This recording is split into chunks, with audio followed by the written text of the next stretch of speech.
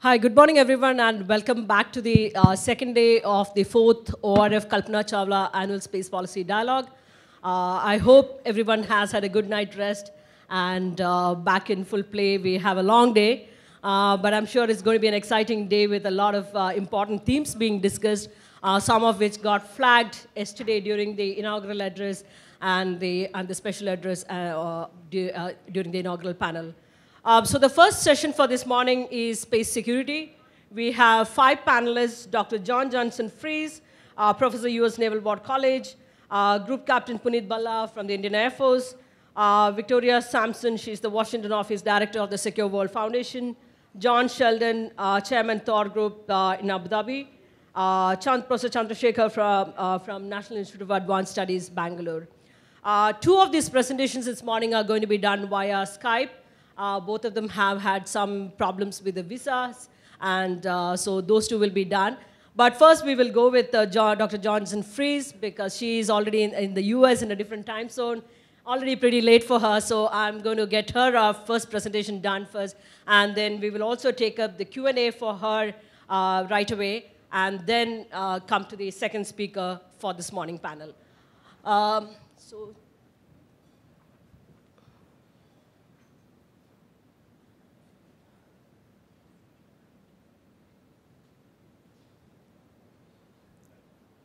Skype.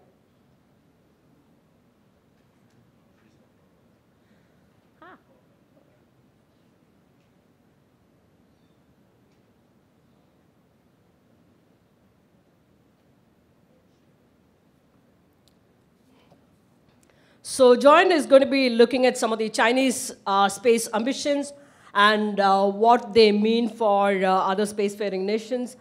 So this is going to be her focus. So you can also think about the kind of questions that you might want to ask her, because we won't be waiting till the end of the panel, all the panelists finish, for her Q&A, so you can think about that. Just give us a minute to get the Skype connection in play.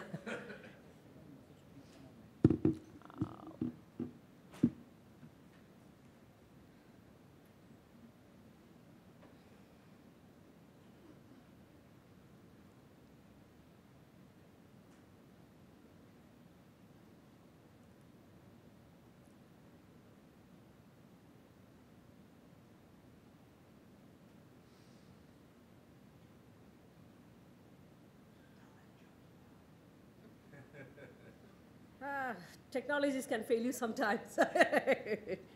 She's suddenly gone offline, or maybe some connection hitches, so.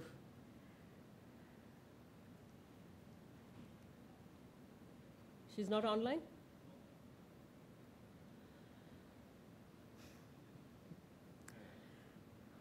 Oh, wow.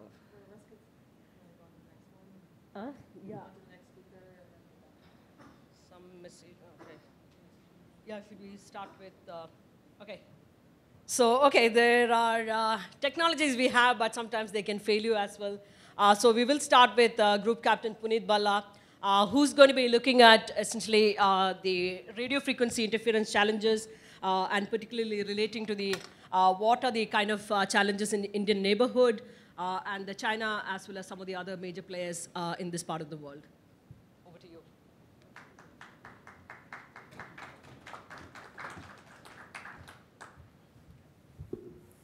Good morning, everyone.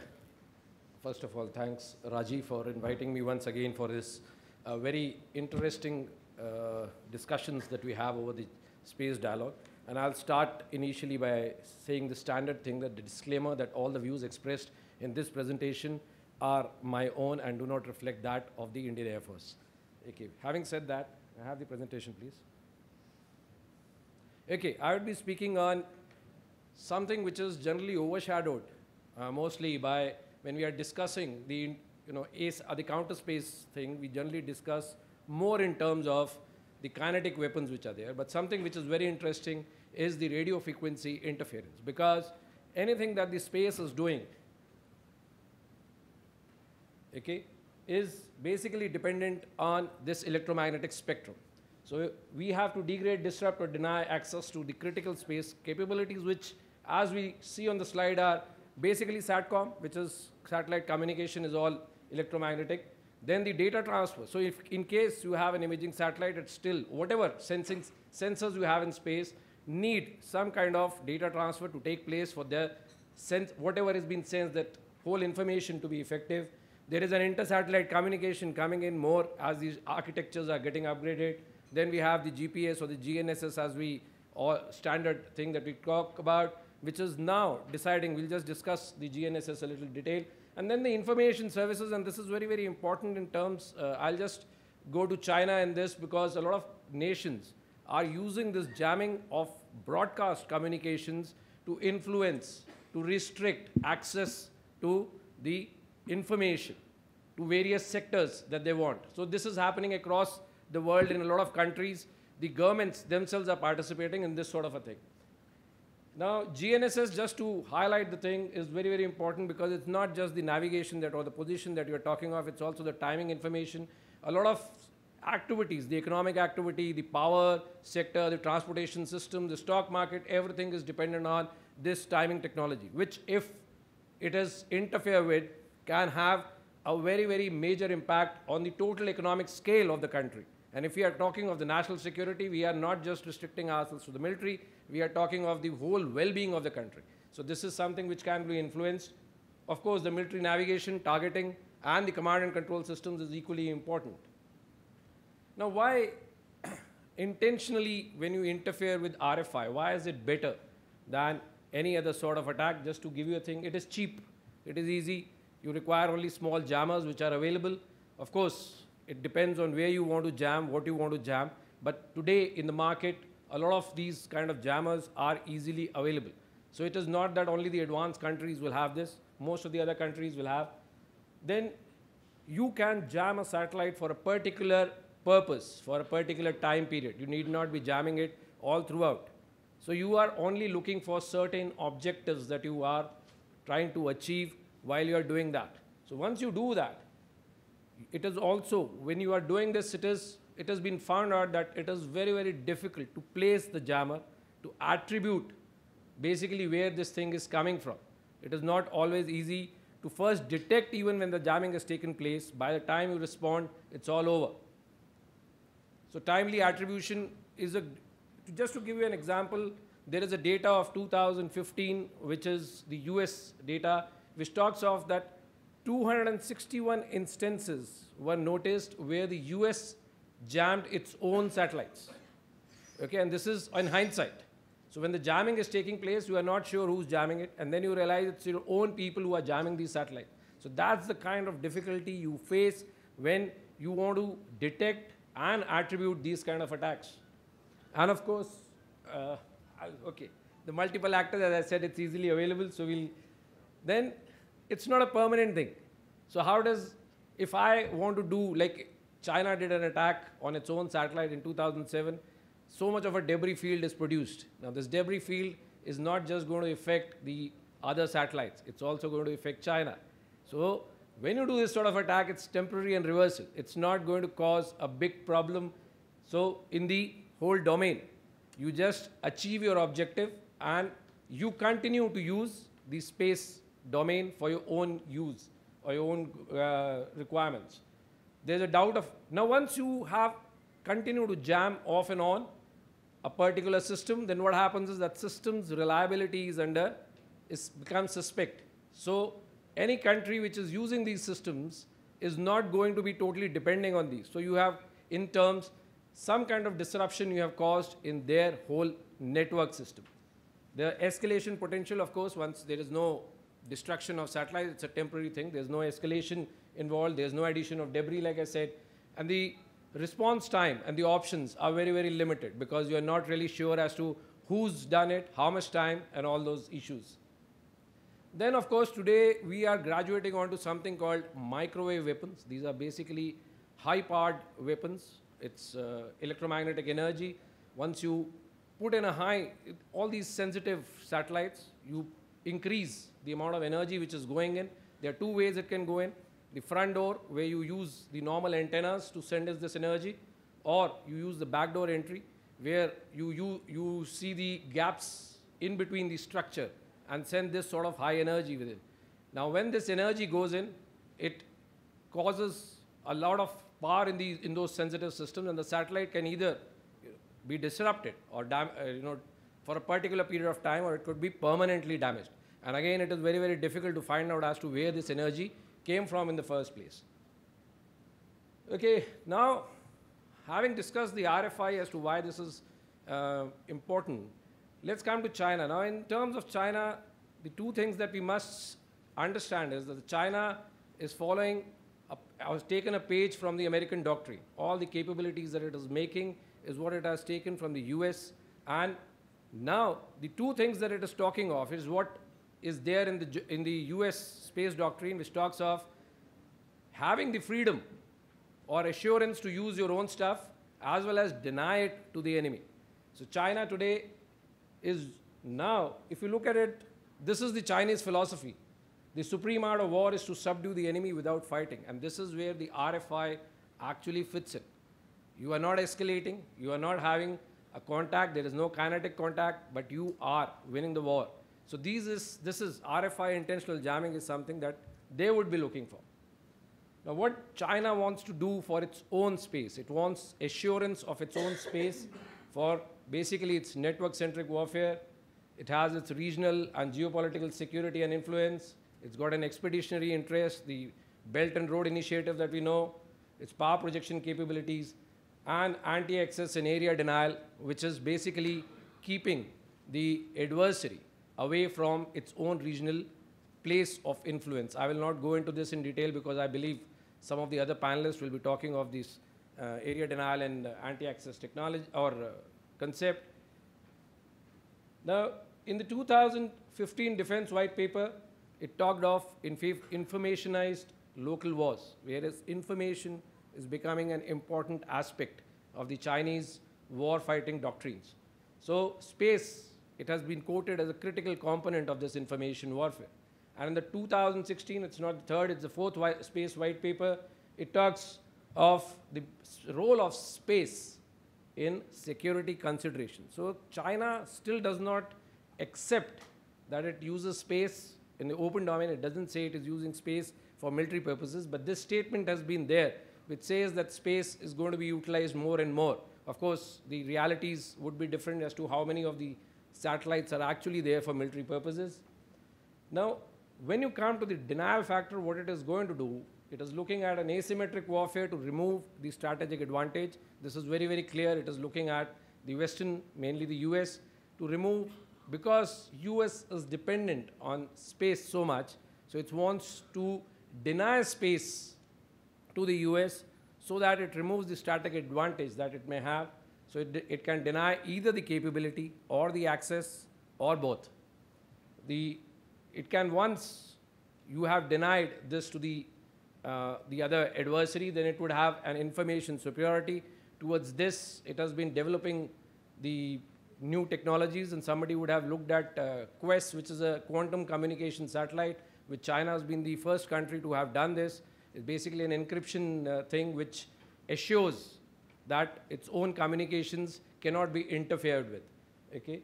So then again, anti-access area denial capability comes here again, because if it's going to fight against a major adversary, that adversary is going to be using the same technology, so denying that. And of course, dissuading intervention, because once the adversary, which is so dependent on space, is not sure of the availability of these things, then it is dissuaded from actually interfering in the regional area which China wants to influence at the moment. So what it is doing, actually, there's very little available in terms of, when I go by the open domain as to what China is doing. It has built in a lot of capability. It has got almost 200 satellites now. In the last few years, it's been upping the thing. It's been making different architectures, new technologies. It has also been building conventional jamming facilities, because once the ASAT thing of the kinetic was proven, it has moved on to the other ones. It is developing high-power microwave technology. And the most important thing to see here is the Pillai Strategic Support Force, which came into being on 31st of December 2015 as the whole thought process changed. Now, this is interesting because in the Western thought process, the cyber and EW, that is electronic warfare, is generally still dealt separately. whereas China has understood that there are a lot of overlaps in these technologies. So the strategic support force has integrated space, cyber, and electronic warfare capabilities. And although the open source still says, or what the analysts still say, the kinetic aspect is still not being given to this force, but it would be looking after these sort of non-kinetic attacks. And of course, it has already developed this co-orbital technology. It is doing rendezvous and proximity operations. It has demonstrated it. Now, when you look at the kind, if you want to jam a satellite, you want to put in a high power electromagnetic energy, the closer you are, the better it is. So if it can come close to another satellite and do these things and then move away. So this is exactly where the major problem comes in. Now what should be, I'll just touch upon a few things which, one thing is how do you prevent? I will just deal it in a little detailed in the next slide. And deter the attacks. This is what China is doing, and what we must be doing is first build redundancy and resilience within your systems, then build up your own capability so that you can actually have a capable or response mechanism, and leveraging international coalitions and regimes. I'll just touch upon them. Now, what are the technological things that we can look into is hardware tolerance, which already the US has got into it. We should also be, I think we are, we would be looking into making the satellites more tolerant to the hardware to be more strong, robust. Advanced communication technology, that is, you have these various ways in electronic warfare that you can make your satellites more resilient, your communications more resilient. We are already moving on to narrower and more powerful beams, so you require more power to jam them. Optical communications is coming in, which is a very, very important element of preventing this sort of jamming, because it's a totally different domain and a different technology altogether. And then, of course, kind of encryption technology or quantum encryption, which China has resorted to, we should also be developing those. The resilience can be improved upon through the improvement on the space system architecture. Now, this architecture is basically you have more quantity of satellites, your communications, your satellites are in various orbits. They are following in communication, they are following various channels, not just one orbit, maybe in different orbits, cross orbits, various layers of things. The path followed is different. So these all are digital things which can be incorporated into the system architecture through technology. The redundancy and basically, so one satellite or two satellites being jammed does not really affect the total architecture as such. Of course, interoperability will be required between the older systems and the new systems to achieve this. If you are going into international collaborations, then the interoperability will have to be between the systems of various countries. For TT&C, which is basically an important element, because if the satellite is taken control of, it can be moved around or it can be controlled. So you have more of autonomous operations given to the satellite. So you're not totally dependent on a remote control from the ground for all its operations.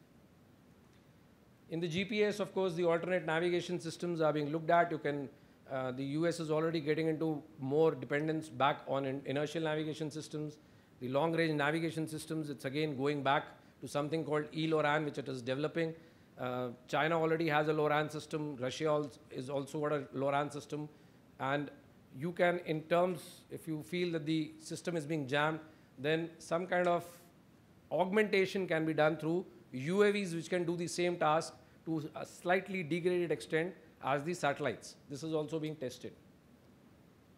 We can have a comprehensive response in terms of either we defeat the attacks, operation in the degraded environment. The US is already doing a lot of exercises, and I think the other countries are also, where you are not depending on space systems throughout. So there are places in between where you say, okay, for this duration, we are not going to be doing this.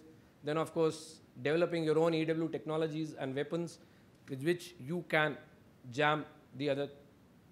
Of course, this is the most important thing, how to know when an attack is there, because how do you respond? Everything depends on building a domain awareness and intelligence, and of course, upgrading it to what is the intent, whether it is a deliberate attack or an unintentional attack, all those sort of things, and then having a threat warning whether the attack is going to happen. Of course, easier in the kinetic field, difficult here.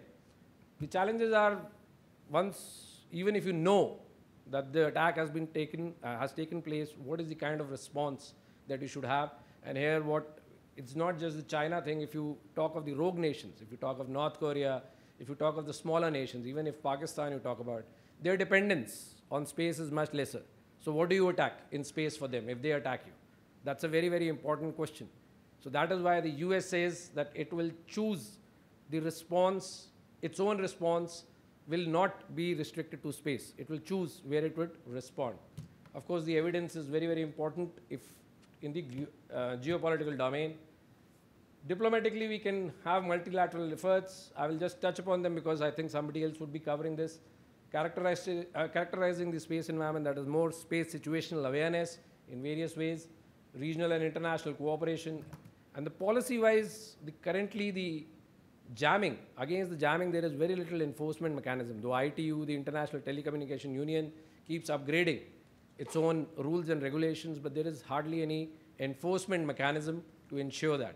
So these are things we must be working at for making space a more sustainable and safe environment to work in. I think it's maybe overshot a little bit.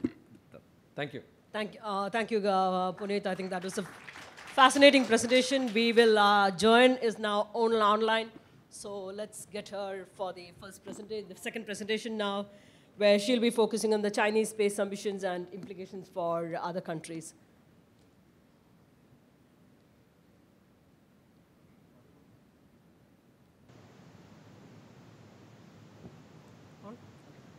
Hi, good morning, Joan. Good evening. Hi. Good morning, evening, Joan, and thank you so much for joining us this morning. So we will start without any further delay because it's already quite late for you. So over to you, Joan. You can make your presentation. Followed by that, we will go for your Q&A right away so that we can relieve you right after that. Thank you. Okay, thank you. Well, that was an excellent presentation. I was so happy to be able to listen into that. I think what I'm going to do is there's going to be some repetition between our information, but perhaps I'm just going to approach it from a different perspective. When I've been, first of all, I guess I should make it clear, I'm speaking in my own capacity as an academic, not as a representative of the US government, though I do work for the Naval War College. And I've been studying the Chinese space program now for quite some time. And the primary attribute that I found that makes it difficult to do analysis on Chinese ambitions in space is the dual-use nature of space technology. I would argue that, in fact, we know quite a bit about what they're doing.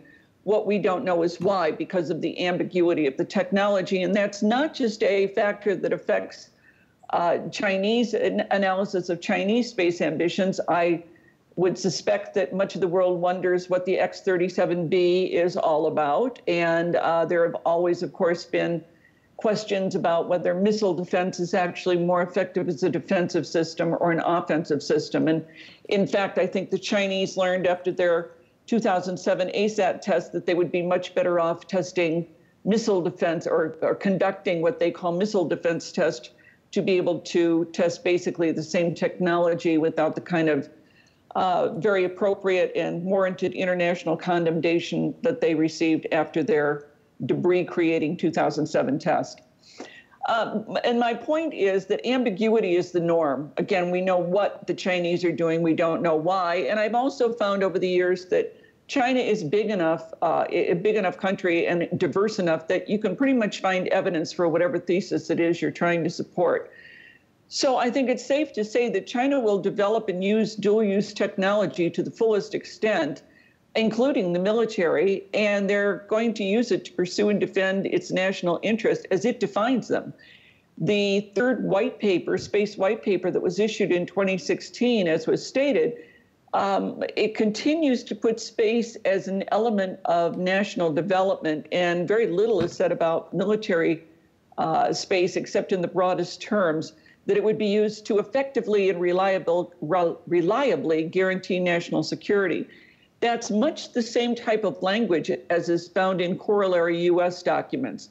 I think most countries, certainly the U.S. and China, find ambiguity working in its favor. So the challenge is to determine what activities and space capabilities that China considers falling within the purview of effectively and reliably guaranteeing space or national security. That being the case, I think there are two cases that can be made for alarm. And one is the enhanced military capabilities that China is developing. And we just heard an excellent presentation with regard to that. And the second is with regard to strategic leadership with very strong geopolitical implications.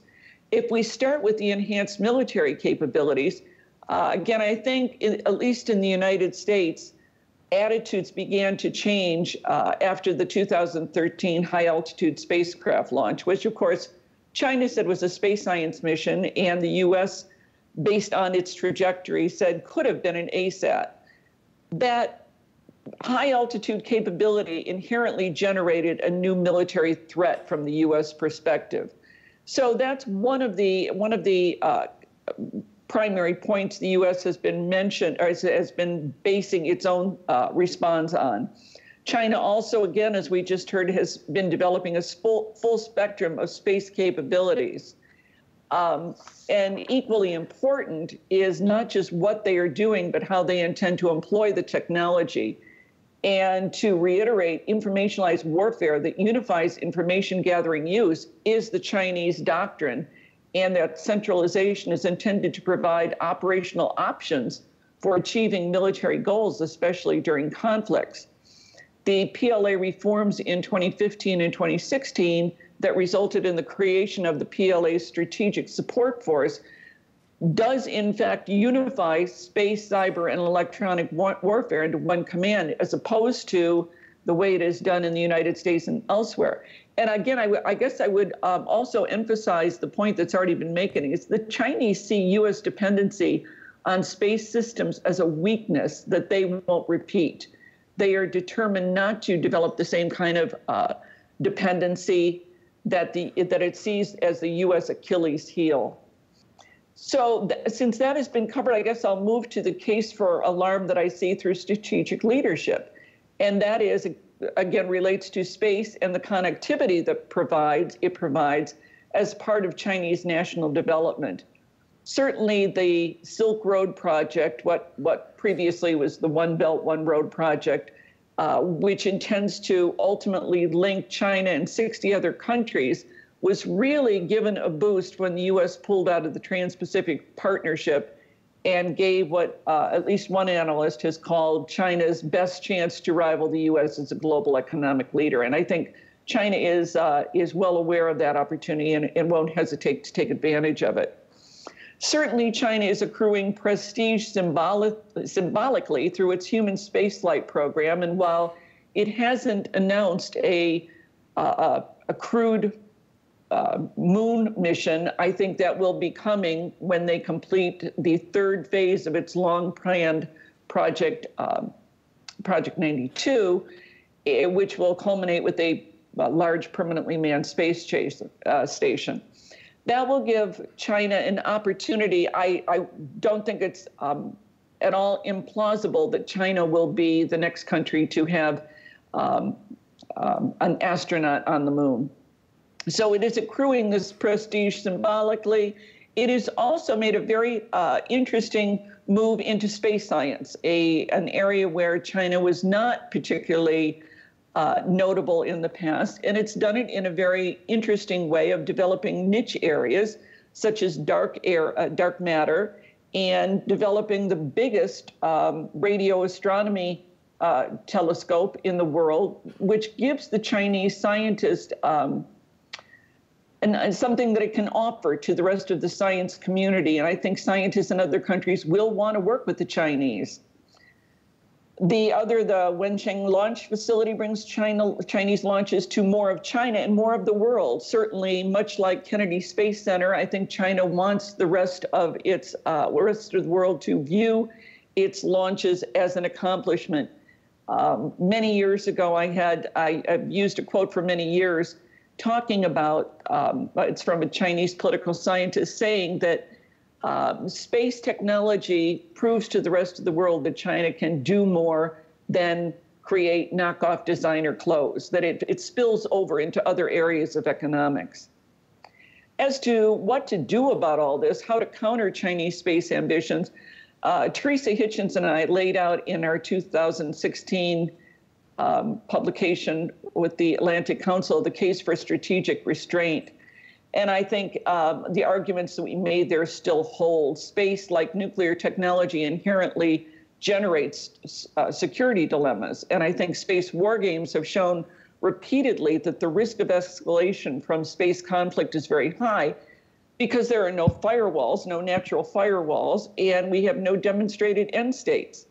Even General Hyten has said the one parameter that he works within is no creation of space debris because it is simply too dangerous for all space technology. And those three factors being the case, and considering the idea, the question of what does the space war even look like, is it something that can be countered with technology, brings us back to this idea that strategic restraint seems to be the best approach. That does not mean you don't prepare to fight a battle and win if you need to, but you first focus on prevention. And I think that comes through diplomacy. And we've seen some rather remarkable steps forward in that regard in the past week or so, and I think ought to be pursued more. Of course, the limits of strategic restraint is it assumes that everybody will go along with it. There's no way to guarantee that. So prevention, but with prudence, by preparing quietly to win if necessary. I am not a proponent of chest thumping, boasting as to what capabilities a particular country has, although I know that is an approach that some people like to take, but rather just to pursue prevention through diplomacy with the prudence behind. So I think, I guess if I were to just conclude the brief remarks, the space gap between spacefaring nations, the technology gap, will continue to shrink. I think that's been proven a given time and time again, that the new commercial players, the new space players are going to make a big difference in space strategy in the future because it's taken so much out of government hand and into private hands with the capabilities that they are already showing. So competition is inherent, but cooperation too is needed to maintain the space environment, and the sustainability of the space environment is certainly something that I think we can all agree on, and which I'm confident Victoria is going to address.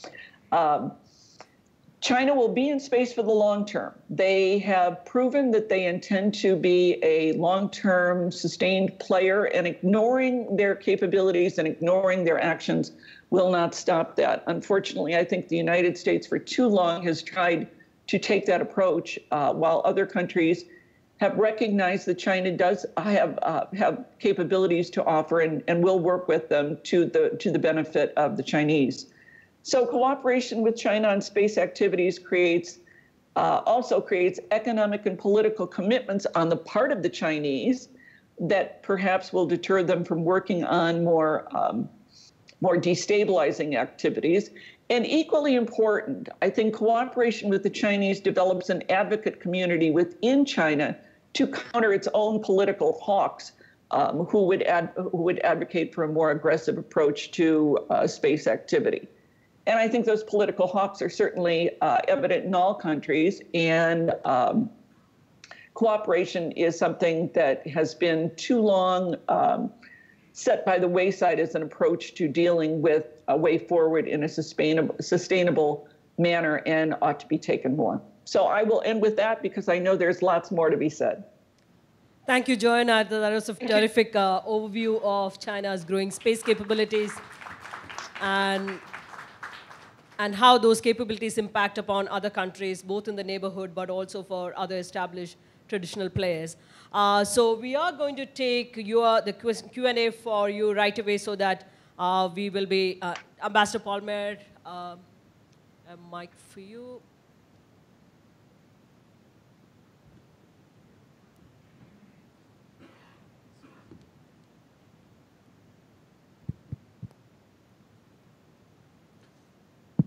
Thank you. And good to hear you, Joan. I regret not having had the opportunity to meet you in person here in New Delhi, as I've long followed and appreciated your work. I wonder, on that theme of cooperation, if you might be able to elaborate on what you think the bilateral space dialogue that has been recently created between China and the United States.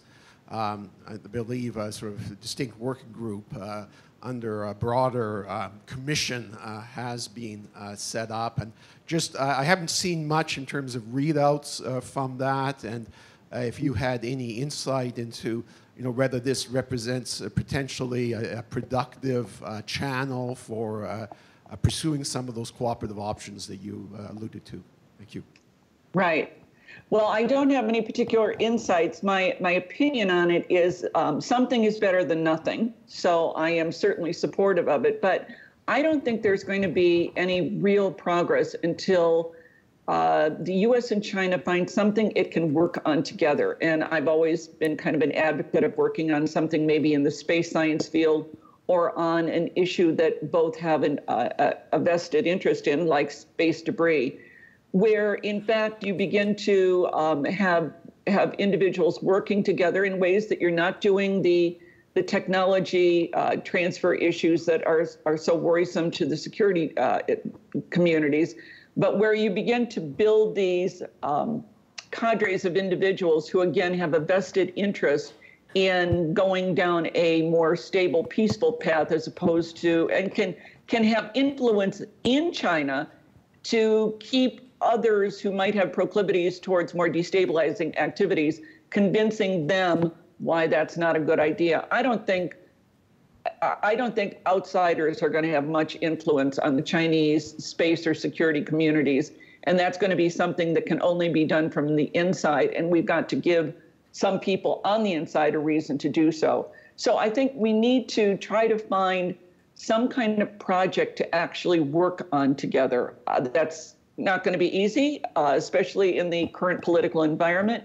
But until we get to that point, again, I'll take whatever dialogue we can get, but I don't think I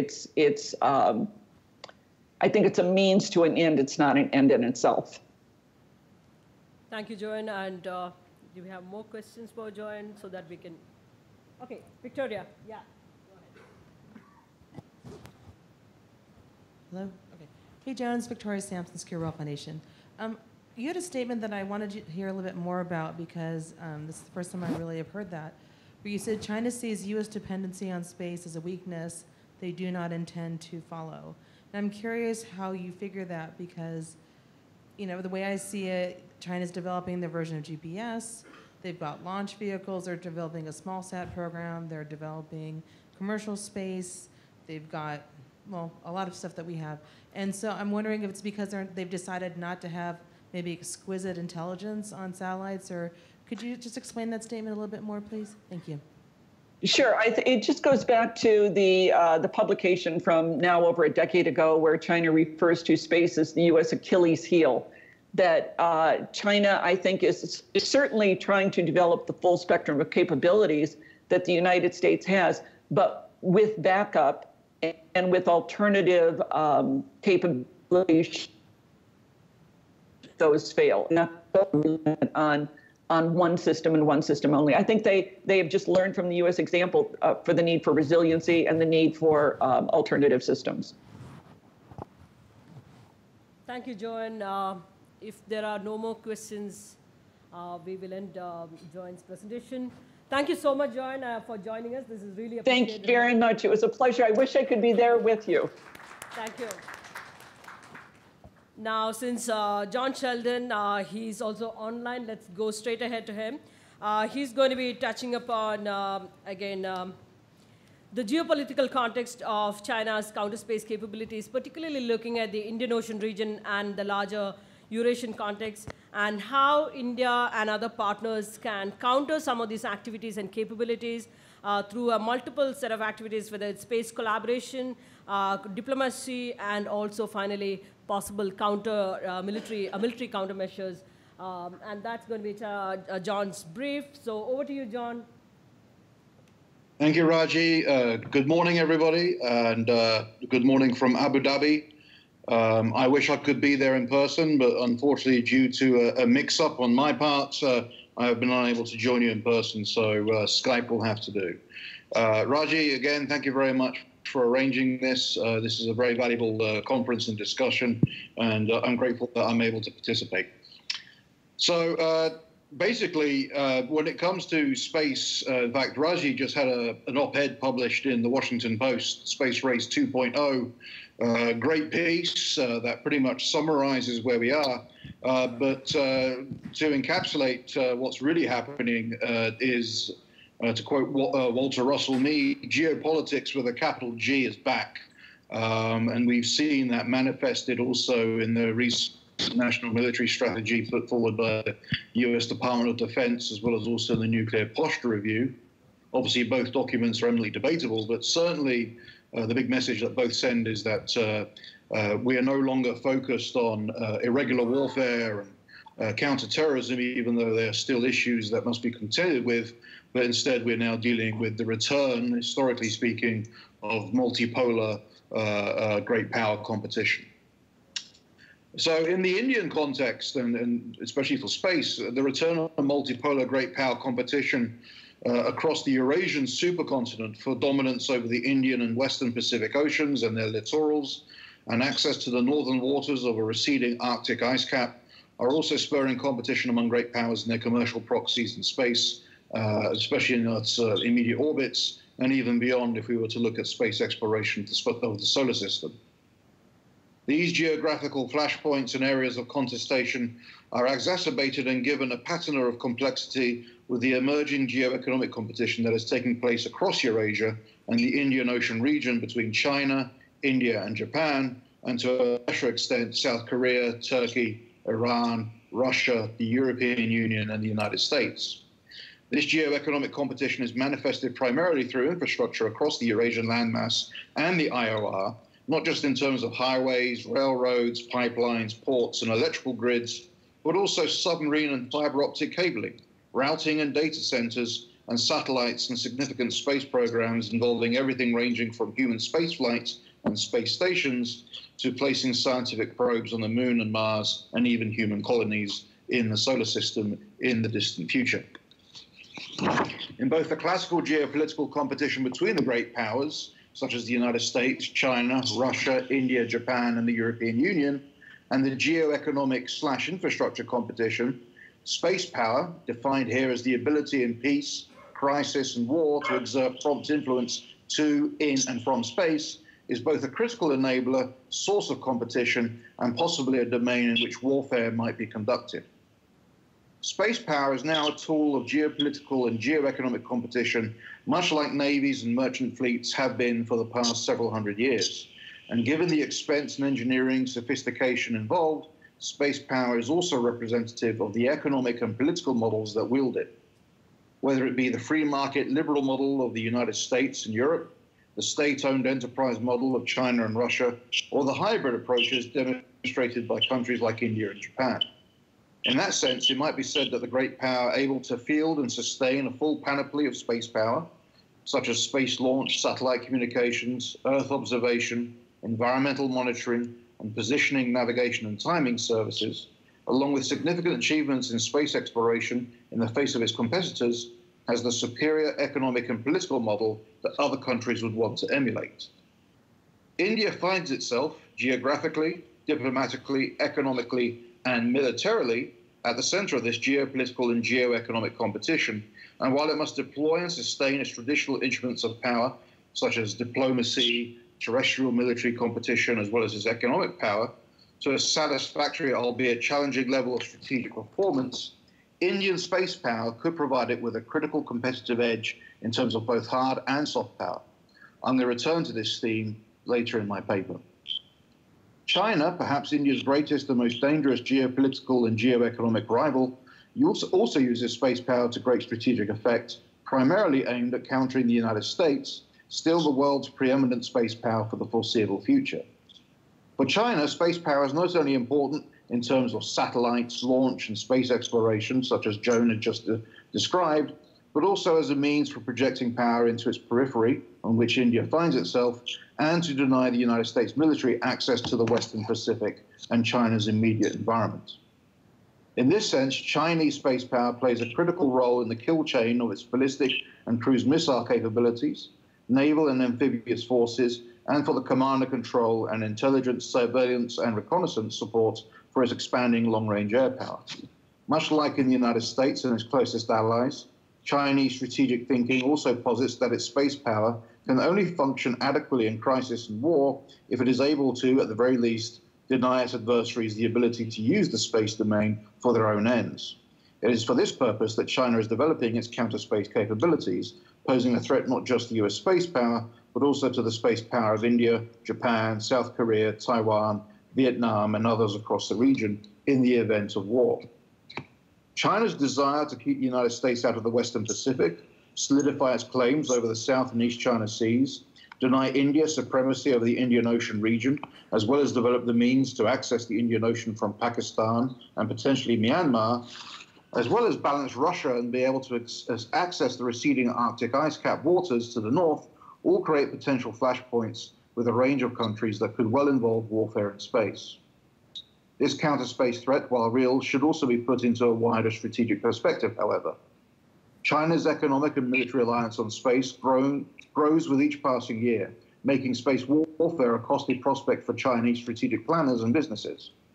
China's economy and its Belt and Road Initiative all require growing space-based connectivity, geospatial data, and positioning, navigation, and timing services that would all come under imminent threat from US and allied counter-space capabilities should war break out. And at this juncture, by the way, I should point out that while we should state space warfare as a serious prospect and a worrying one, should war break out between major nuclear powers, I would contest that space combat is one of the least things we should be worried about in such an eventuality. Indian strategic planners should take the prospect of space warfare with China seriously and seek out, initially at least, the most effective passive protection technologies and tactics for Indian space power, such as hardening of satellites, disaggregated constellations, and smaller satellites that can be more readily replenished, as well as increased integration with terrestrial Indian military forces to dissuade Chinese planners from thinking that they can easily knock out Indian satellites without involving Indian land, sea, and air power in the process. But while such preparations will be necessary to dissuade Chinese temptations to conduct preemptive warfare in space, they are hardly sufficient to channel great power competition between India and China in space into a less dangerous and potentially more productive direction. As China seeks to expand its influence through the BRI and its space-based equivalent, so India should look to do something similar through its Look East policy, as well as through its nascent and unofficial Look West initiative. In many respects, India is already doing this through recent space cooperation agreements with ASEAN, Oman, Saudi Arabia, Israel, and the United Arab Emirates, among others. They can do more along the following lines. First, it can make space cooperation a cornerstone of its science and technology engagement strategy in India's Look East policy and its unofficial Look West ally. This space cooperation should utilize the soft and reputational power of the Indian Space Research Organization as a vehicle for creating a community of like-minded space powers across the IOR region, from East Africa to Australasia and all points in between. This community of Indian-centric space powers can provide the basis for a norms-building effort in space, provide a form of collective security in space, thus complicating Chinese counter-space targeting, as well as provide a range of economic, social, and environmental benefits to all involved, as is demonstrated by ISRO's current space program and the benefits it's created for India. Second, take on more of a leadership role in space diplomacy, especially in the effort to delegitimize Chinese military space doctrines, develop and encourage strong norms of behavior in space among all users of the domain, and to shape a more transparent, substantive, and less cynical space arms control agenda in international forums, thus at least delaying Chinese counter-space development and deployments, and even perhaps denting it through diplomatic means. Third, in partnership with the United States, Japan, and Australia, the so-called Quad, develop a fundamental space infrastructure that can be used by all like-minded space powers across the IOR. This infrastructure could include not only space launch and tracking and telemetry facilities, but also a space situational awareness network that provides a measure of transparency on Chinese military space activities, as well as a space-based strategic early warning network and the protection of all partner positioning, navigation, and timing resources. Fourth, in partnership with Quad powers and other friendly space agencies, lead and participate in space exploration and scientific missions that not only temporarily increase prestige, but build a soft power reputation over the long term that adds substantively to human knowledge and discovery. Being first in space certainly captures the headlines, but staying in space requires something more and produces greater benefits across the board.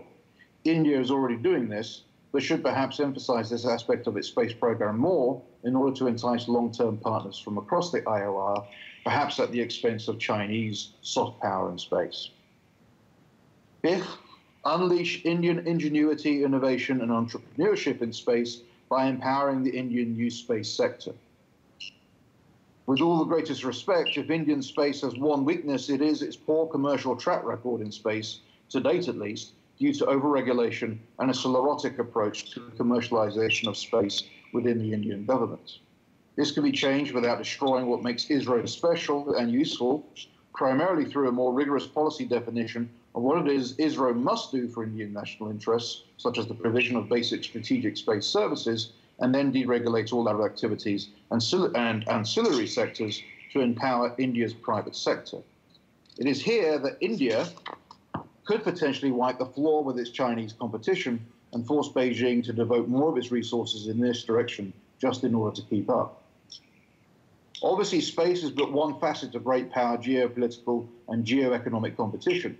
But in the 21st century, it is likely to become a critical factor in international politics as both a hard and soft power tool.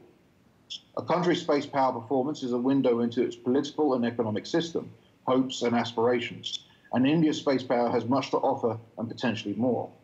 Engaging in an action-reaction, tit-for-tat competition with the Chinese counterspace program is likely a losing and futile proposition that will not play to Indian strengths, nor do much to mitigate the security dilemma that Chinese counterspace poses. And at least for now, India should avoid deploying its own counterspace capabilities and instead focus on more cost and security-effective passive protection measures for its military space capabilities, along with more integration of space forces into its conventional military force structure.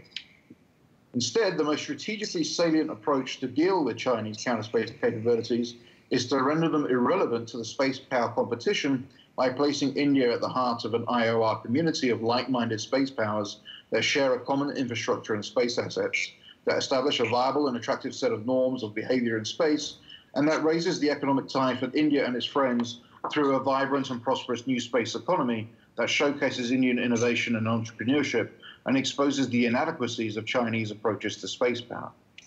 The challenge for Indian governments and businesses will not be ideas or the will to compete, but to sustain a level of strategic performance vis-a-vis that of Chinese strategic performance over a long period of time, while demonstrating prudence and wisdom in its affairs of state in an increasingly dangerous world. Thank you, and I look forward to answering your questions.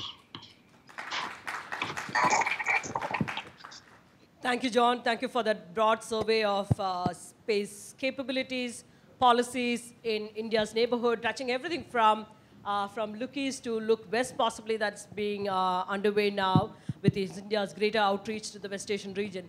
So now let me take the Q&A directly, and then I'll relieve you after that. Thank you again. Daniel, you have a question for? Yeah. Hi, John. Daniel Porras from Unideer. Quick question for you. Sure. Are there any particular partnerships or strategic alliances that China is developing that India should be particularly concerned with, or that the United States should be concerned with? Thanks.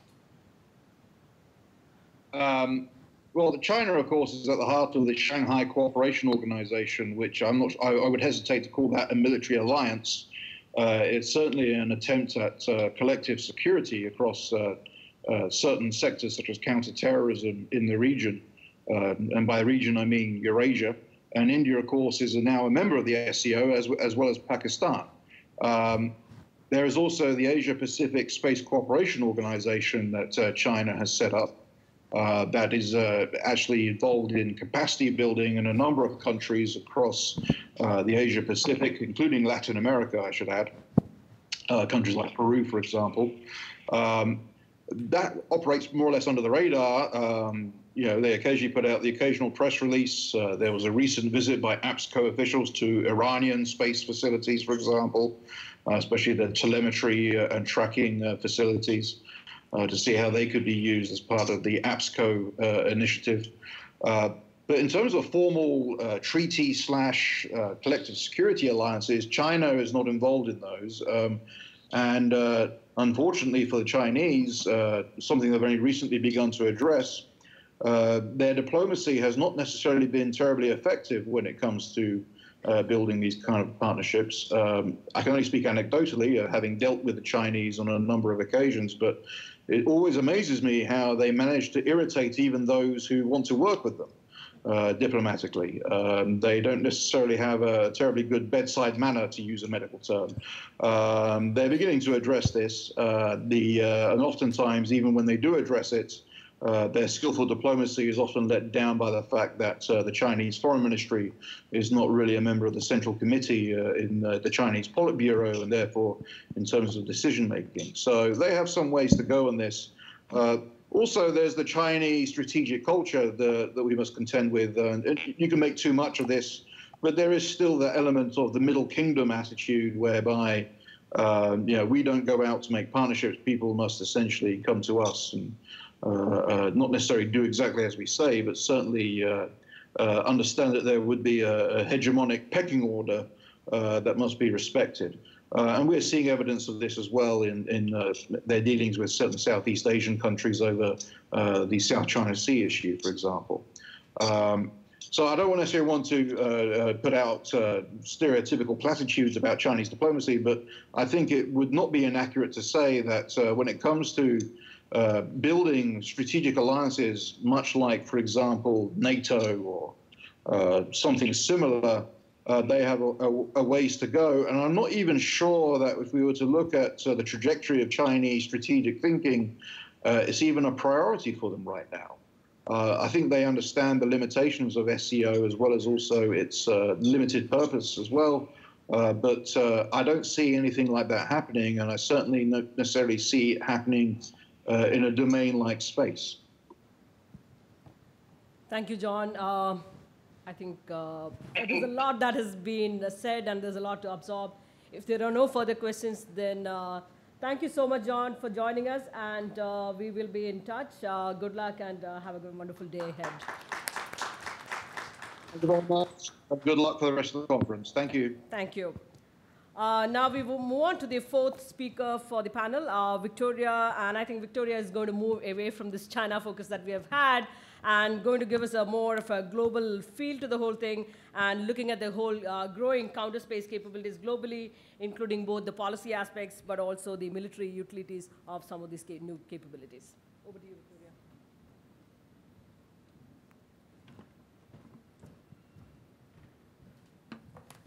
Setting my timer because Raji was very clear. I had 10 minutes and 10 minutes only. So let the games begin. If you wouldn't mind pulling up my PowerPoint. Oh, it's up. OK, great.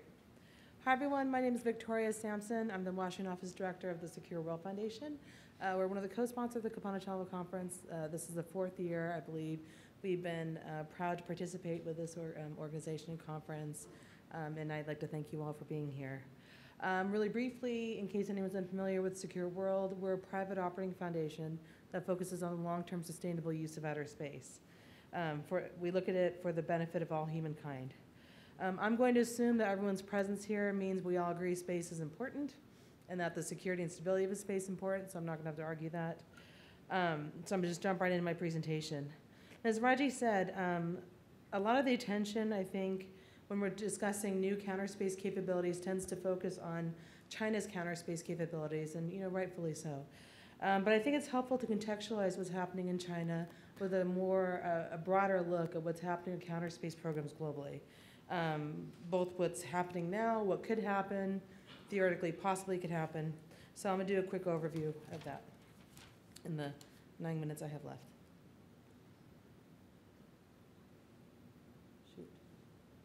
Okay.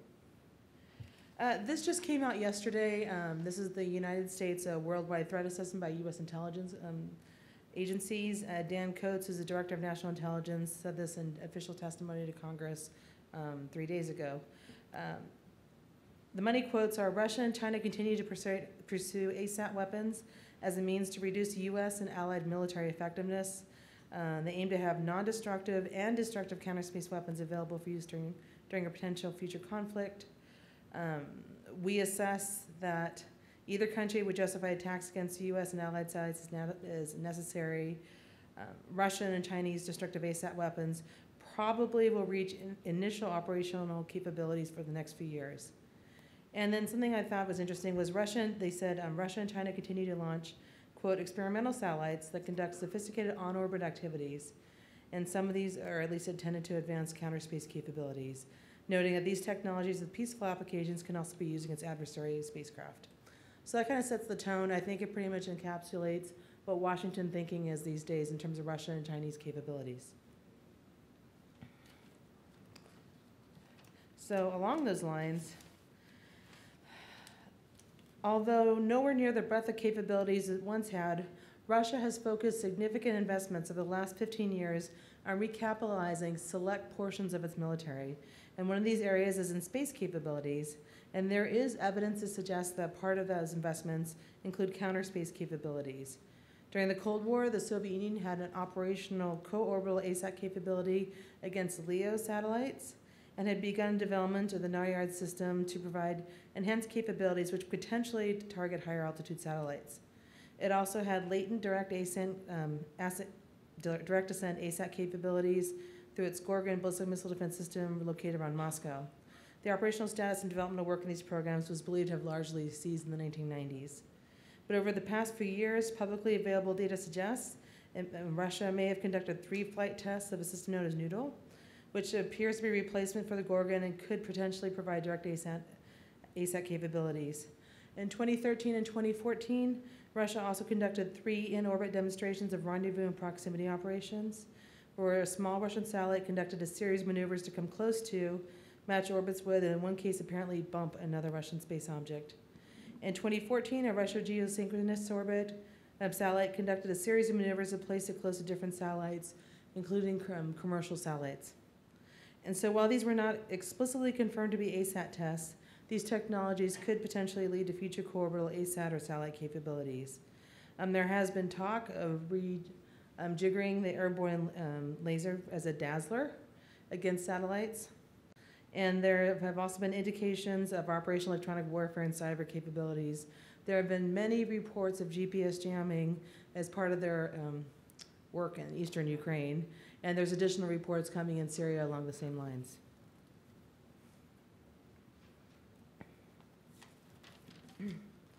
China is in the midst of a major long-term effort to bring a full space spectrum of space capabilities that is as nature in this, a similar nature to many space capabilities already possessed by the United States.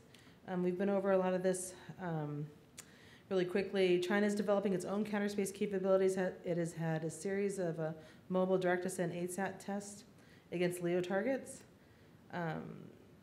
We mentioned Joan talked about the 2013 test that went to GEO. In 2010, 2013, 2014, China conducted its own RPO demonstrations using small satellites to rendezvous with other Chinese space objects. China has demonstrated a willingness to be more forceful in asserting its regional power, is so far restrained from outright military aggression.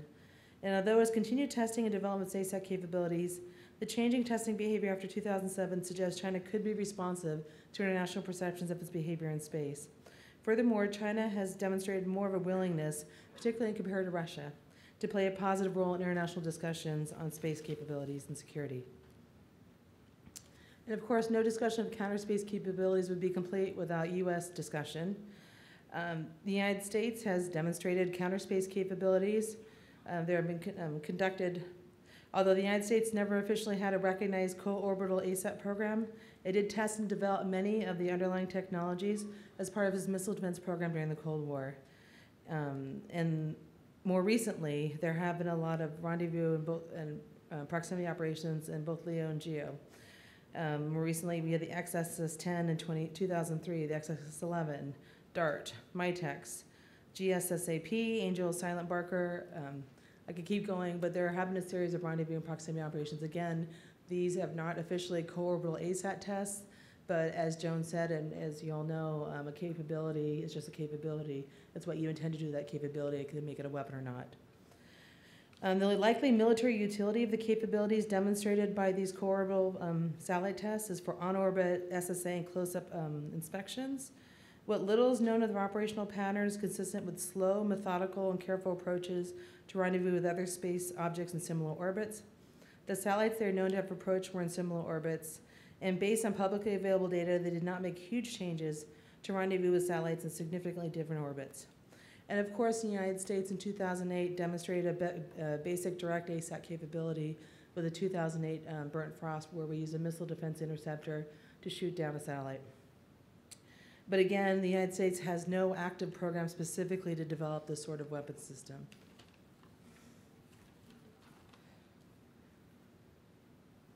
Okay, as you know, historically, the Indian space program focused on civil applications, but there has been increasing concern about its neighbors. And there have been changes in recent years that have given its military a larger role in its space capabilities. Of India's 28 satellites, 13 are thought to have some sort of military usage. There are many quotes out there with various Indian officials talking about how its missile defense program gives it a latent anti-satellite weapon capability. But I will say also, a lot of Indian officials have said, we do not intend to create a counterspace program, but should we need it, we have one. But you know, you can't shoot down a satellite without knowing where things are. And so we're talking about SSA capabilities. How can you track objects? India has a growing SSA capability as part of its space network. There are ground stations being put. I think there's 3 new ones being put out in various countries in the area. And I would argue India is unlikely to create an official counterspace program, both because it's against its stated policy, but I think it's against its benefits, its interests, largely also because India has increased its investment in its own space capabilities. It would be foolish to risk all those space assets up there. But also, PSLV is launching a lot of foreign satellites and making a lot of money for the Indian government. I would question the utility of doing something that would interfere with that source of income. And then just really quickly, a few more. The Iranian space program, it's in its very early stages. It's put a number of low-mass satellites in orbit, just a few of them. Its pace of launch attempts is slow, probably due to sanctions. It's unlikely to have the capability to build on-orbit or direct ASAT weapons. Its SSA capabilities are minimal to non-existent. But what it has done, it has shown it can definitely jam. And that's something I think that Captain Bhalla brought up very effectively, is that we tend to overlook electromagnetic interference that is a demonstrated counterspace capability. And Iran has definitely demonstrated it can do that.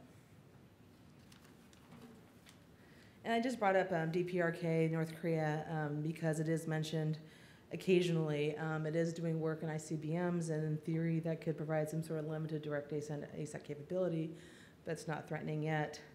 It has minimal space launch vehicle and satellite capabilities, just as a few satellites it's launched.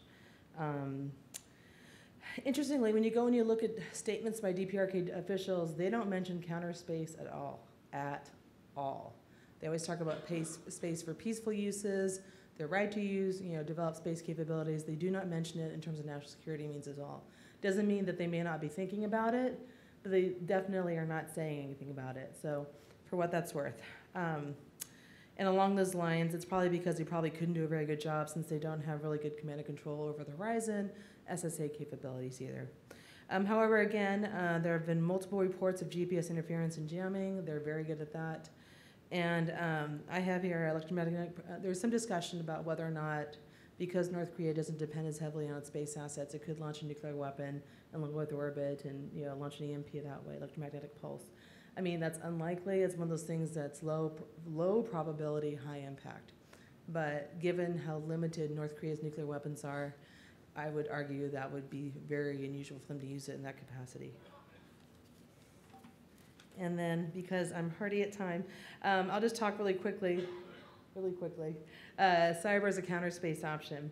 Again, as Captain Bhalla brought up, everyone focuses on the kinetic attacks against space assets, but really cyberspace is one of the real issues. Space capabilities become an attractive target for counterspace efforts. Just because cyberspace is seen as a much more usable capability, it's not as easy to trace. It's something you can do now. It's easy entry. And this is kind of unsettling because the laws of armed conflict in terms of cyber capabilities, they're not clear in terms of how it regards to space. So that, in my mind, it's a little unsettling because this is a military activity that's happening now, and yet we don't have any idea really how to deal with that as a response. We went over possible cyber attacks. Satellites I've already seen interference with. And one of the interesting things is that satellites, a lot of them are 15, 20 years old. They were built back in the time they didn't have to think about cyber attacks, and they're not really defended against it. I mean, think about when you have a computer, how often you get updates. Constantly. These satellites are up there. There's no way to do any patches, so that's one of the concerns. And because they're new entrants to space, we have new entry points for attacks. And then finally, it's hard to distinguish between national security space and commercial space, so it's difficult to figure out where the lines are to ensure resiliency. And then, I already said that. As I said, there's increased use of commercial off the shelf for space capabilities, which is good because it makes things cheaper, but then it also allows points of entry for possible cyber attacks. And with the Internet of Things, I don't know. I mean, that's one of the big hot topics these days. Supposedly something's gonna happen with that. But in theory, it would allow a lot of points of entry for cyber attacks as well. And with more devices connected to the internet, there are more options for cyber attack. So I went through that pretty quickly. I would just emphasize again, to sum up, Counterspace, the kinetic option is what a lot of the analysis and I think attention focuses on, and I can understand that, so it's quite a visual, but I think we need to discuss what's happening now. Radio frequency interference, cyber attacks, those are what's happening now. Those are affecting our space capabilities, and those are affecting the stability of the space domain. So I think it's more helpful to look at those capabilities and figure out how we, as a world, are gonna handle that. Thank you very much.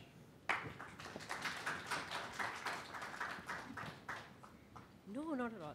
Thank you, Victoria. I think that was a fair sweep of all the growing counter space capabilities across the globe, including Iran and North Korea.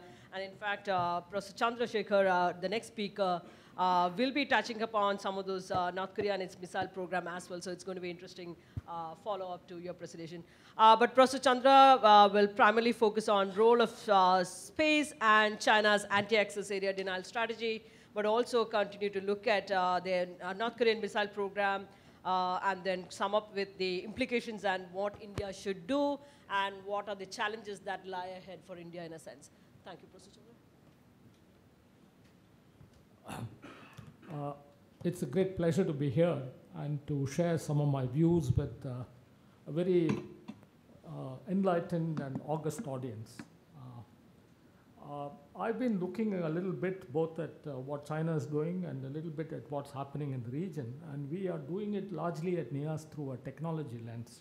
So bear with me if I focus a little bit more on the technology part of it, and then try to link what we see as evidence on the ground to the possible motives behind what is going on in this part of the world and what we should do in order to respond to these kinds of developments. That's really going to be the kind of things that I'm going to talk about.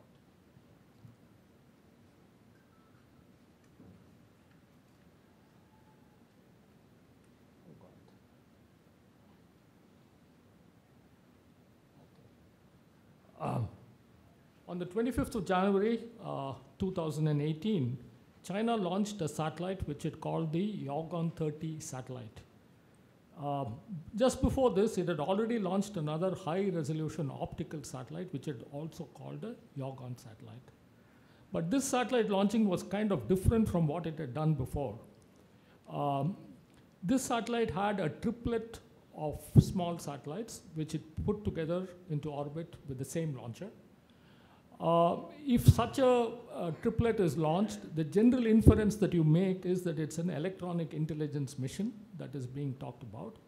But unlike the earlier Yaogan electronic intelligence missions that China had taken care of, this launch put all of them in the same plane, and they were separated by 120 degrees instead of using a triangular architecture, which is typically characteristic of large area ELINT.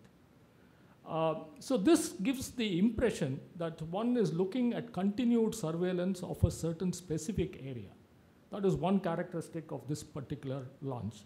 The second thing was that this particular orbit was a 600-kilometer orbit, which of course China has used a lot, but it had an inclination of 35 degrees, which meant that it covers the area between 35 degrees north latitude and 35 degrees south latitude with a large degree of persistence, and that was really the other thing that comes out. And if you do a little bit more detail, you'll find that this is the fourth of a series of 3 other launches, which had essentially the same kind of orbital parameters, but they are separated in the orbital planes by a certain distance. So when you put all this thing together, you look at an electronic intelligence capability that seems to be wanting to look at certain specific parts of the world over a sustained period of time. So it's very clear that they are looking at an operational and more, I would say, a tactical or a theater level continued electronic surveillance of certain areas of the world. This seems to be clear from the pattern that we can make out of these launches. Just to give you an idea, you can see that this is typically the 4 satellites, the 4 satellite constellations that we are seeing. Together they make up about 12 satellites. And you can see that as one satellite is going over another area, another one is coming. So you can actually see, you can actually model this and see what kinds of areas are being covered. So this gives you a little bit of where the focus areas is going to be. Now what they did is, after the 4th triplet was launched, they maneuvered both the 3rd and the 4th triplets in such a way that they were actually providing 6 satellites in the same orbital plane, which effectively meant that they are separated by about 60 degrees, and therefore one would expect that the other 2 planes, which are already got 3 satellites each, they're going to put another 3 satellites in both those planes. So they are going to eventually have an 18 satellite constellation. And if you look at that area particularly, the focus area seems to be the land and ocean areas surrounding the eastern coast of China, which is largely the area of major concern in terms of their own security threats and priorities for action. Just to give you a little bit, so if you look at that, if you look at this recent Yaogan 30 launch, and if you look at the earlier Yaogan constellation that China has been talking about, if you look at the earlier launches, both the electronic intelligence capability, which used the triangular formation, as well as all the, what I call the intelligence surveillance reconnaissance satellites, which are optical satellites, which are SAR satellites, you're looking at what I call, you're looking at global coverage. Whereas if you're looking at the recent launch of the Yaogan 30 constellations, you're looking at more a theater level coverage. Okay, so the 2 together is going to provide both the global as well as the theater level. So if you really look at it, it seems to be a very clear part where it wants to survey and understand what is coming towards it from a very large distance. It wants to continuously track it. And as it comes closer to its mainland, it wants to be able to keep a continued track of what is happening. So these 2 constellations, the theater level as well as the larger area strategic level, seem to be a key part or a pillar of what they would call their anti-access and area denial strategy. So you want to prevent the enemy from entering and preventing it happening at a distance. If they happen to come closer, you want to be able to take action in order to be able to do something to them.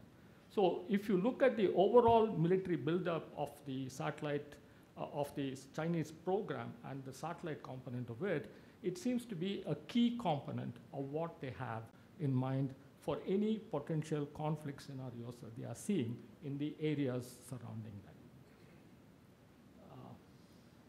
As one would assume from fairly simple considerations, Taiwan, Guam, and Japan, the Korean Peninsula, maybe even Indochina, these are all major areas of concern.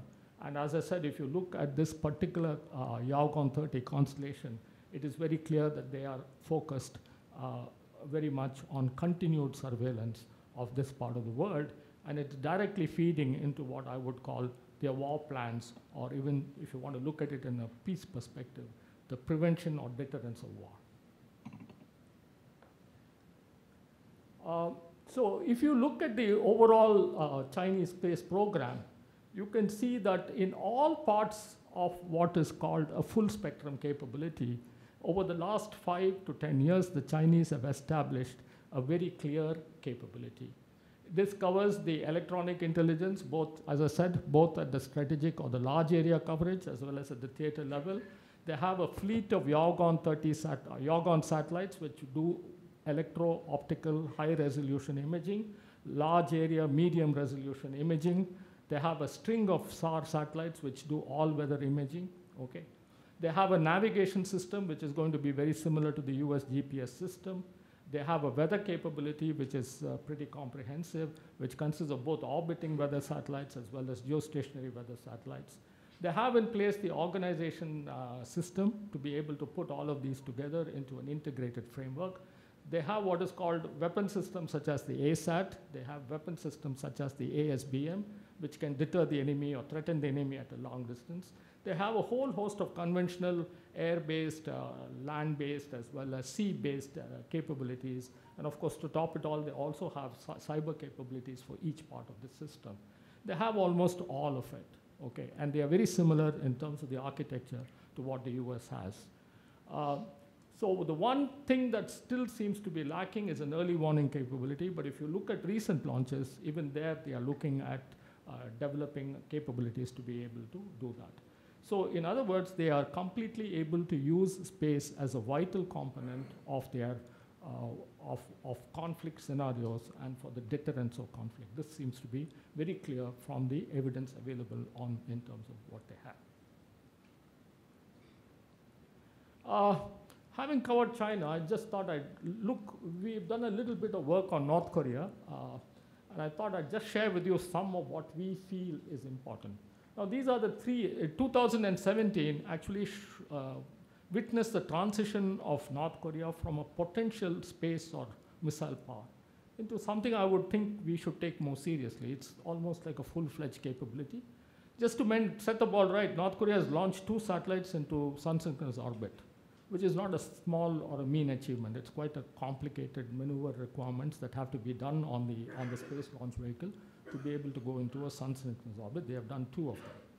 But on top of it, if you look at these capabilities, the Hwasong-12 is an intermediate range ballistic missile. The Hwasong-14 and the Hwasong-15 are ICBMs, at least that's what the public reports say. We've done our own assessments of some of this.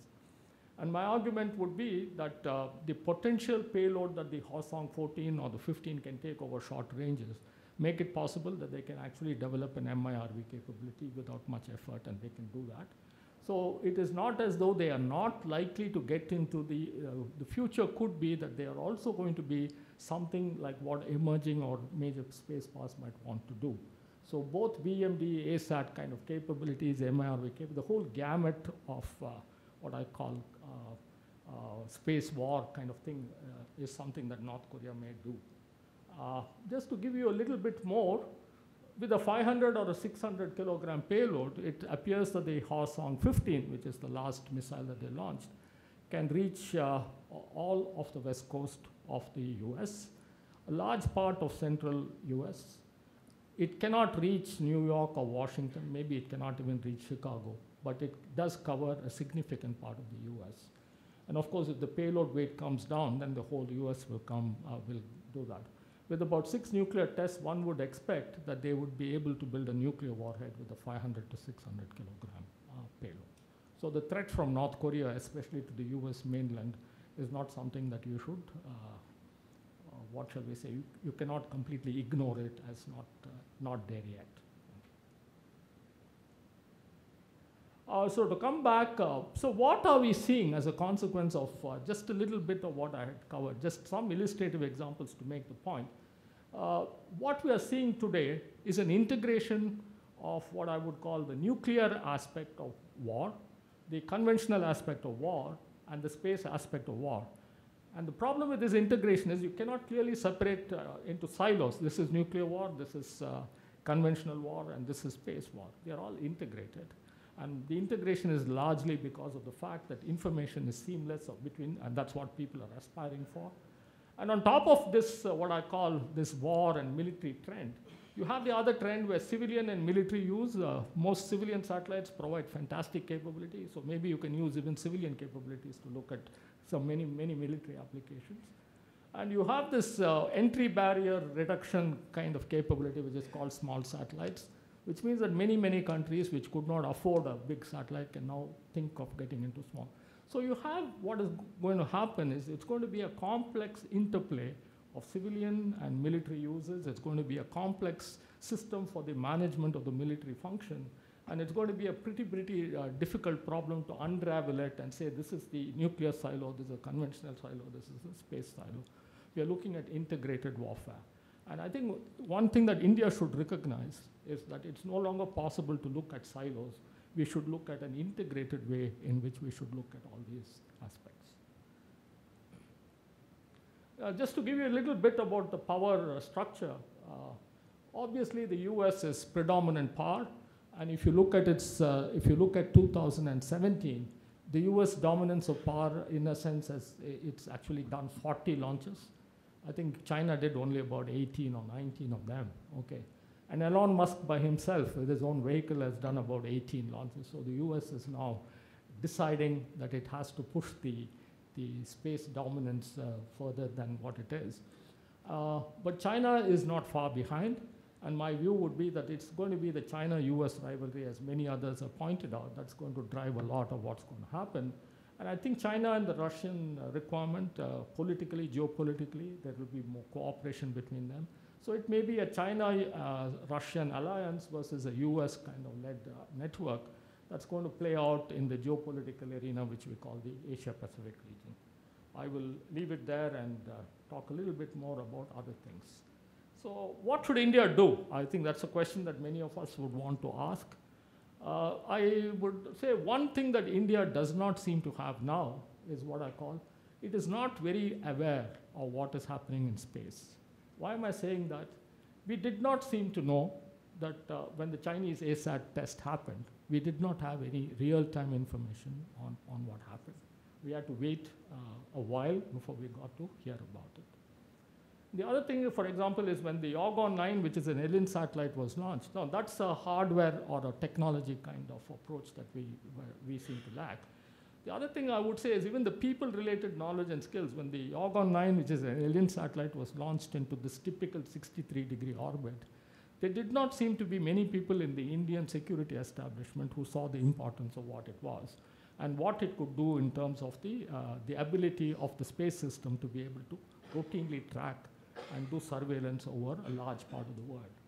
So my point is there seems to be both organizational as well as what I call people-related skills that seem to be still there. We still need to build on some of them. So in terms of SSA, therefore, we need technology capability to be able to track, which means radars as well as electro-optical systems. We may also need a lot of international collaboration. NORAD, for example, is particularly good at doing all this, and it's making available a lot of information in the public domain. But we also need to create the organizational infrastructure within the national security complex. We also need to create people with the knowledge to be able to do this. There are a large number of satellites, large number of countries of interest, and we need to track them on a real kind of basis.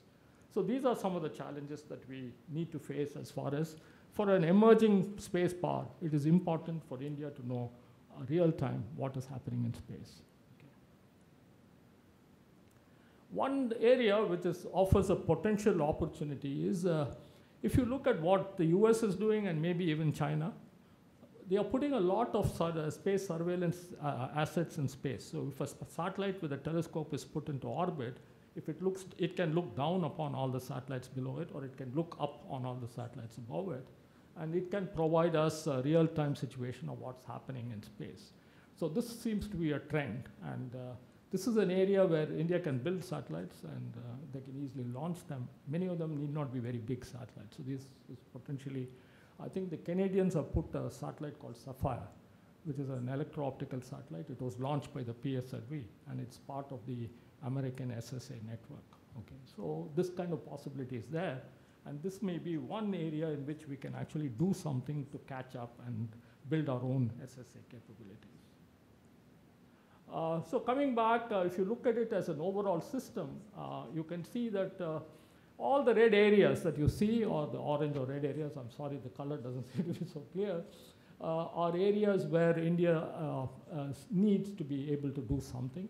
we have a lot of capabilities in terms of our remote sensing ISR satellites. We have SAR satellites, we have electro-optical satellites, which are pretty close to state of art. We also have communication satellites. Yesterday we talked about it. We still need to go significantly forward. We need very large satellites for some kinds of communications. For example, a typical Viasat, which is an American satellite, is huge. It's about 6 tons or so in geostationary transfer orbit. And it has something like 80 or 90 transponders, which is a huge amount of data. So we need to build the bigger satellites. We need to be able to build multi-frequency, multi-beam satellites, and there's a whole lot of work. On top of it, we also need to do a lot of work on small constellations, communications. A lot of people talked about it yesterday, so that's the other possibility. In remote sensing, we have some capability. We can build on that. Constellations there are also important. But what is most difficult as far as India is concerned is we don't seem to have the organizational restructuring that is needed in order to look at this new kind of integration of capabilities that is required. We also seem to have what I would call expertise issues which we need to build. So the human resource base as well as the organization restructuring in terms of what we want to do for that is kind of important. And if you put all this wish list, I have a very elaborate report on this, which is available on our website. It's available for download. Those of you who are interested can take a more detailed look at it. Since I don't have enough time to cover everything, I just wanted to tell you, this is a table which lays out what kinds of requirements are there. It covers the C4, ISR, a small satellite, the launchers, everything that is there, the infrastructure, all of it is covered in this table, but it's not readable. So let me just give you a brief summary. We need about 17 big satellites for the country, along with about 128 small satellites, less than 100 kilogram. Every year we need this, okay? We need about 16 PSLV, 7 GSLV, and 7 Agni-5 launchers. We may need about that. So we need a 5-fold to 6 or 7-fold increase in capacity. And this is a major challenge before the country. Now there's also the belief that India should do the manned space program, and if the military needs and the manned program have to go on together, we need an even further augmentation of the capacity. So more than anything else, we need maybe a priority plan. We need to clearly plan and what kind of thing. And obviously, one organization cannot do all of it. We need multiple organizations. If you look at the Chinese, they have created multiple launch capabilities across different entities. They create multiple satellite launching. If you look at the US ecosystem, it's got multiple players across. So one way to augment capacity is clearly to go to industry and to increase industrial participation in what we need to do. And clearly, this is a very, very major challenge if you want to do anything in this area. There's a whole range of technologies. I won't talk too much about it. We don't have time. But if you look at the number 2, it's ion propulsion. If you're able to use ion propulsion, the weight of our communication satellite can significantly come down because half the weight of a communication satellite is propellant. And ion propulsion reduces that significantly. So the lifetime can increase, the capacity can increase significantly. So this is a very, very key. Infrared, the whole lot of other stuff. Again, my point is I'm not going to talk too much about it. All of it is there in the report. So coming back to the single or the most important kind of thing that I'm talking about, we need to reorganize and restructure the way in which security is looked at in the country. We need to do a lot of work. I think there is a lot of capability in terms of weapon systems and platforms, but we need to integrate it into something that makes sense. SSA is a gap area. C4ISR is a major issue that we have to worry about. We need to be able to change these capabilities so as and when things change. So that's the other requirement. So we need some dynamism in the way in which we do. Man in space is something we need to look at, and we have to look at the trade-offs it has with other kinds of requirements. Question is, can it be done? I think the answer is yes. Will it be done? I'm not so sure. I think we need to worry a little bit about that. And finally, I think if you look at the global competitive position, US, China, Russia, in my opinion. Europe, of course, is a very powerful country. France particularly has got a lot of great, if you look at space, a lot of collaboration has happened between Europe and France and India. Japan is, of course, now very concerned about the whole a lot of things that are happening in this part of the world, one would expect Japan to do much more, and if it sets its mind to do that, it can easily catch up, if not do better than many of the other countries. So that's the kind of thing that you're looking at, and it's a very interesting time for people like us to look at what's going to happen. And this part of the world, the Asia-Pacific region, especially with North Korea and what it's doing, is going to complicate and muddy the waters around. So a lot of geopolitical developments and events that are going to be extremely interesting is what one would foresee. Thank you very much. Thank you, Professor Chandrashekar. I think that was a fascinating presentation, outlining both the challenges and what India must do, but again, identifying within that how India has to overcome certain weaknesses and challenges in its program and policy outline. We have overshot our time for this panel by about 18 minutes, and I'm mindful of the fact that our first spotlight speaker, General Khandare, is already in the audience. So I would not delay this session too much, but we will take 2 or 3 questions in together, and then we will get responses from the panel at this point of time. Ambassador Palmer.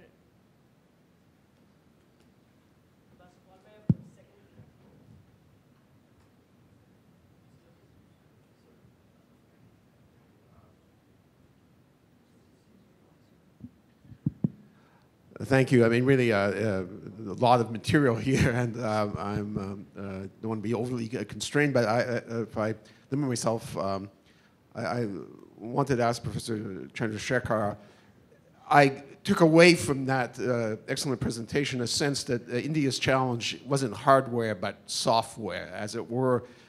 The development of a prioritized strategy, a certain amount of institutional reshaping, and I just wondered if you might elaborate on that. You know, who will be the champion of that sort of reform?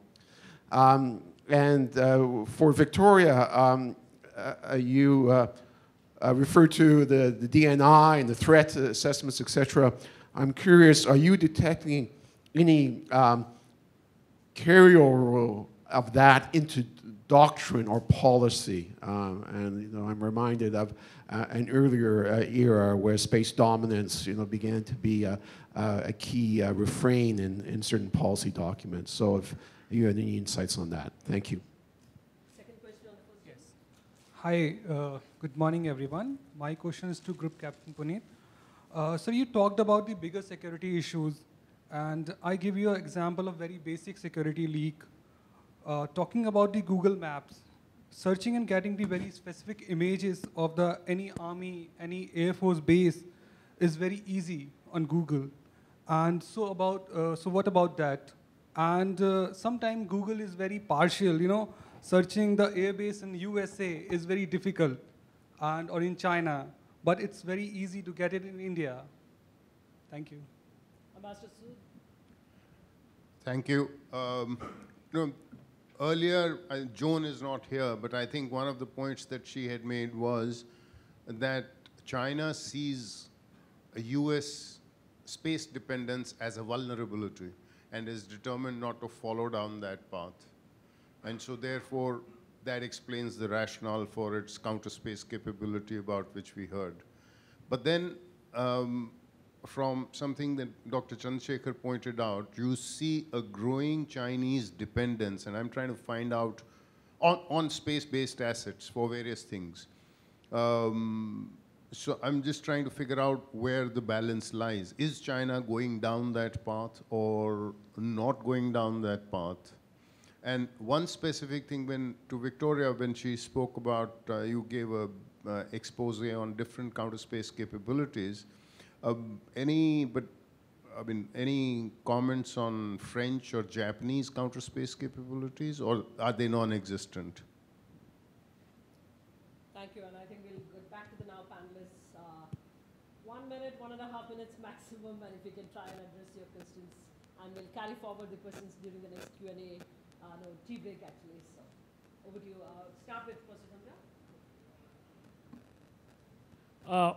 I agree with you that the emphasis is really on organizational and institutional reform. Okay, the question is who's going to lead it, right? Given the current situation and given the way in which the decision makers are employed in different parts of the Indian system, I think unless it is a top-down driven strategy, it's not going to happen. It's not going to come from the organizations themselves. So we need, so I think it speaks for a kind of gap in a strategic, it looks at a strategic gap in the way in which the Indian ecosystem operates. Okay? So we need leadership to fill in that gap. And we need some strategic direction. If those things are provided, then it will happen. As I understand it, I've been watching this for a fairly long time. I'm not so sure it's going to happen that easily. Okay. So that's the answer to your question. Victoria? Okay, quickly. Paul, in response to your question about whether or not this thinking about threats is being carried out in doctrine and policy, not yet officially. The United States, the new administration has not put out a new national space policy. But we do see with the release of the FY 2019 budget, I think there's an increase of $9 billion, and that was largely due to concerns about counterspace capabilities. But it was meant more in terms of resilience, buying new SIBRs, early warning, missile warning satellites, following stuff like that. So not yet. I think the biggest change is when you see military officials talking about space being a warfighting domain. A year and a half ago, I don't think they would have felt comfortable saying that, and that's how every conference starts, whenever they talk about it, in DC at least. And in response to the question about whether France or Japan have counterspace capabilities, I haven't done a lot of research on that. Japan has a missile defense system, so I guess in theory, if you have a missile defense interceptor, you do have a sort of counterspace capability, but as far as I know, they're not testing in that way, and we could maybe find out. Yeah, Kazuto's shaking his head. So probably not. France, same thing. I think they've got a minimal missile defense system. I think it's an area defense where it gets near its target and blows up. But again, not really, as far as I know, they don't have that kind of capability. Though it's a little away from the topic that we are covering, but we have talked about the availability on the Google. I think that's available to everybody actually. But then it's just what you see and the information that you gather from it, and the intentions and all those. There are deep, there's much more to it. And the Google, whatever you're getting on Google is basically dated. It's not something which is happening now. It's something which is older, depending on the area that you want to cover. It's not. So those issues of, if it's available to somebody else, it's available to us also. It's how you can, what you want to take out from the information that you want to take out, that's important. So I'll just leave it at that. Otherwise, it's an intelligence game. We'll just, it's a cat and mouse game. It's just that. Thank you, and I want to give a big hand to the whole, let me ask the audience to join here, please.